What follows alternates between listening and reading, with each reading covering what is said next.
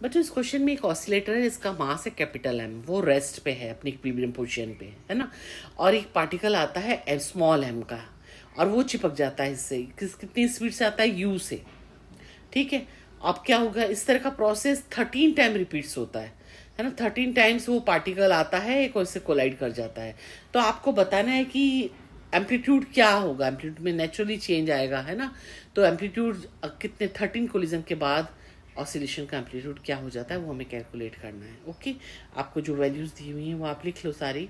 फिर हम देखते हैं लीनियर मोमेंटम जो है बिफोर क्या था कॉलिजन से, बिफोर सिस्टम का सिर्फ एम यू, क्योंकि अभी कैपिटल एम वाले मास में तो कोई मूवमेंट है ही नहीं, बिफोर कॉलिजन ही नहीं हुआ, सिर्फ ये जो स्मॉल मास वाला पार्टिकल है वो यू स्पीड से आके इससे कोलाइड कर रहा है।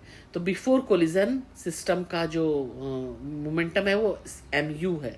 आफ्टर कोलिजन क्या हो जाएगा, m capital m plus small m into v one. Correct है ना।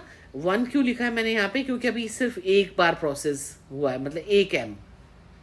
अब इस तरह से 13 टाइम्स होगा ये, तो V13 वेलोसिटी 13 कोलिजन के बाद क्या हो जाएगी, m u upon capital m plus 13 times small m. Correct है ना। तो V13 की वैल्यू आ गई आपके पास 1/15।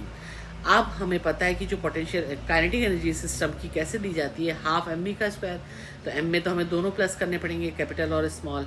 ठीक है, अब उसे पुट कर दो ये वैल्यूज, और इस इक्वेशन से आप काइनेटिक एनर्जी निकालो। 1/6 आ गई, 1/6। अब इसको हमको मालूम है कि स्प्रिंग मास सिस्टम की जो काइनेटिक एनर्जी होती है वो कैसे दी जाती है, हाफ के ए का स्क्वायर, है ना। तो हमको एम्पलीट्यूड आ जाएगा अभी, तो 1/6 is equal to a square upon 2। ठीक है, के की वैल्यू 1 दी है आपको, तो ए कितना आ जाएगा, √2/6 या √1/3, है ना। काट दिया इसको, तो इसको हम लिख सकते हैं 1/√3, यानी कि ये ऑप्शन एम्पलीट्यूड कितना हो गया, 1/√3, यानी कि ए ऑप्शन करेक्ट है। ओके, ये इसका नया एम्पलीट्यूड है।